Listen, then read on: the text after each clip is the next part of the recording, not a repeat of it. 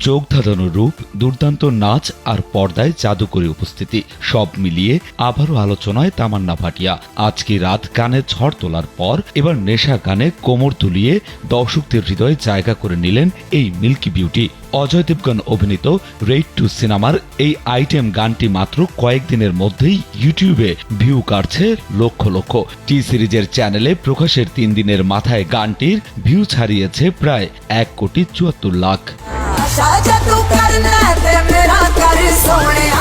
নেটিজেনদের প্রশংসায় ভাসছেন তামান্না। কেউ বলছেন হীরার মতো, কেউ বলছেন আগুন।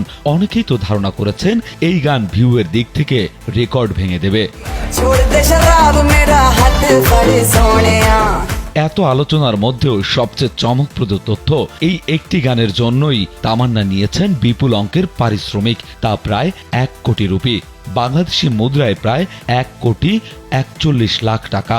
আজকে রাত গানের জন্যও এই নায়িকা একই পারিশ্রমিক নিয়েছিলেন।